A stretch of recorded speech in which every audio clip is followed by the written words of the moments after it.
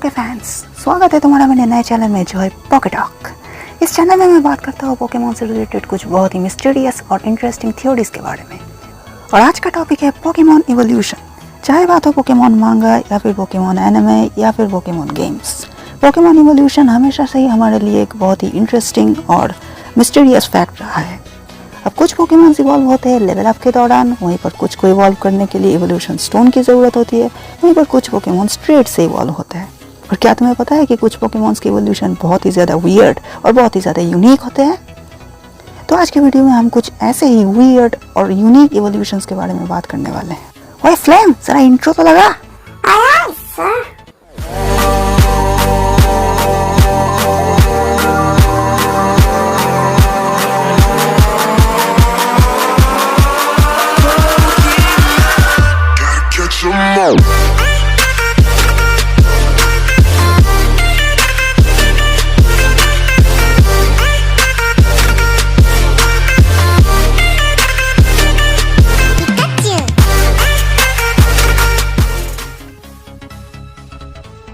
Number 10 पर है मैमोस्वाइन, जो कि एक आइस और ग्राउंड टाइप पोकेमॉन है और इसे सबसे पहले जनरेशन 4 यानी कि सिनो रीजन में इंट्रोड्यूस किया गया था। अब एक पाइलोस्वाइन को मैमोस्वाइन में इवॉल्व होने के लिए सिर्फ लेवल अप ही ज़रूरी नहीं है, बल्कि उसे एक स्पेशल मूव सीखने की ज़रूरत है, वो है एंशिएंट पावर। पर एंशिएंट पावर एक मूव होने की वजह से उसे किसी मूव ट्यूटर के पास ले जाना पड़ता है या फिर ब्रीडिंग टेक्निक का यूज़ करना पड़ता है।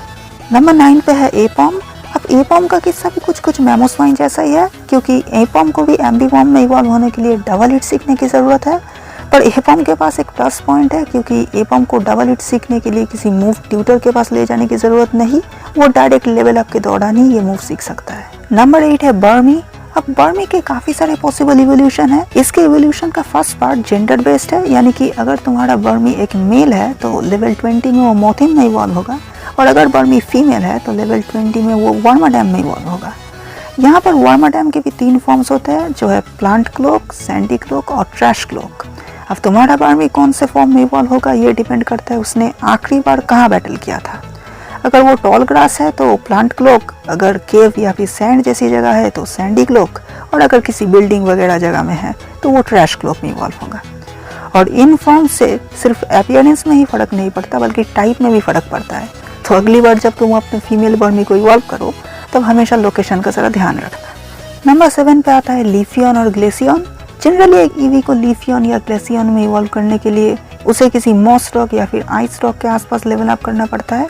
पर जनरेशन 8 यानी कि गलार रीजन में किसी भी तरह का मॉस रॉक या आइस रॉक ना होने की वजह से वहाँ पर तुम्हें लीफ स्टोन या फिर आइस स्टोन का यूज़ करना पड़ेगा ईवी को इवॉल्व करने के लिए। नंबर 6 पे है स्लीगू। स्लीगू नॉर्मली लेवल 50 में इवॉल्व होता है गोडरा में, पर इसके लिए एक स्पेशल कंडीशन की ज़रूरत है, वो है कि स्लीगू सिर्फ रेन के दौरान ही गोडरा में इवॉल्व हो सकता है।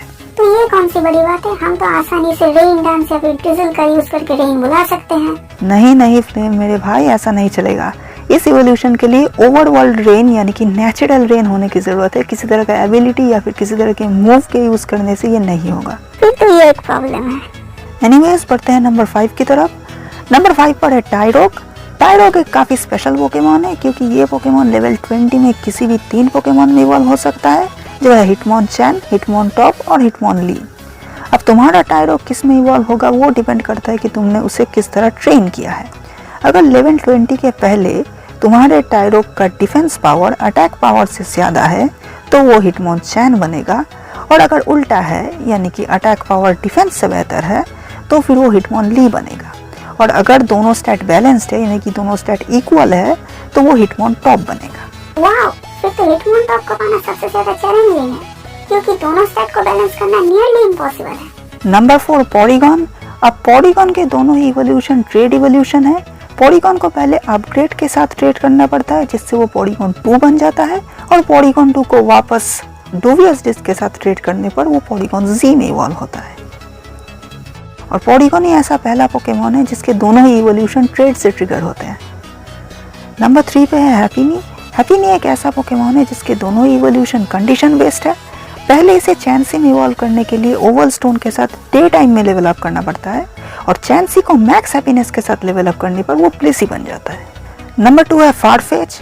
अरे ये नहीं पागल कहीं कि नॉर्मल फारफेच थोड़ी ना इवॉल्व होता है, मैं बात कर रहा हूँ गलाडियन फारफेच के बारे में। जी हाँ, गलाडियन फारफेच जो कि नॉर्मल फारफेच का ही एक फाइटिंग टाइप रीजनल फॉर्म है। तो गलाडियन फारफेच को सरफेच में इवॉल्व होने के लिए उसे किसी एक सिंगल बैटल में 3 क्रिटिकल हिट करना पड़ता है। हाँ, सही सुना तुमने, 3 क्रिटिकल हिट करना पड़ता है। और अगर इस प्रोसेस में फारफेच फेंट भी हो जाता है तब भी कुछ फर्क नहीं पड़ता, क्योंकि रिवाइव करने के तुरंत बाद ही वो सरफेच में इवॉल्व हो जाएगा। और नंबर 1 से पहले अगर तुम्हें वीडियो में मज़ा आ रहा है तो जाकर लाइक ठोको, और अगर चैनल में नए हो तो चैनल के टाइटल के बगल में एक रेड बटन दिख रहा है, उस पर मेगा पंच मारो या फिर हाइपर बीम मारो, बस चैनल को सब्सक्राइब कर दो और साथ में पास वाले घंटे को भी ऑल पर सेट कर दो ताकि चैनल से जुड़ा कोई भी अपडेट तुम मिस ना कर पाओ। और नंबर 1 पर है इनके, जो कि कालोस का ही एक साइकिक टाइप पोकेमॉन है। अब इनके को मैलामार में इवॉल्व करने के लिए तुम्हें अपना जो 3DS सिस्टम है, हाँ जिस 3DS सिस्टम पे तुम पोकेमॉन एक्स या फिर पोकेमॉन वाई खेलते हो, उस 3DS सिस्टम को अपसाइड डाउन करना पड़ेगा। हाँ, उसे उल्टा करना पड़ेगा और सिर्फ तभी जाकर इनके मैलामार में इवॉल्व हो सकता है। और अगर तुमने अच्छे से नोटिस किया है तो इनके दिखने में कुछ एक बड़ा उल्टा मैलामार जैसा ही लगता है। इनके को उल्टा कर दो तो वो मैलामार जैसा ही लगता है। तो आज के लिए इतना ही, मिलेंगे किसी नए टॉपिक के साथ। और अगर इसमें अच्छा रिस्पॉन्स आया तो मैं इसका पार्ट 2 भी ज़रूर बनाऊंगा। तब तक के लिए स्टे ट्यून्ड।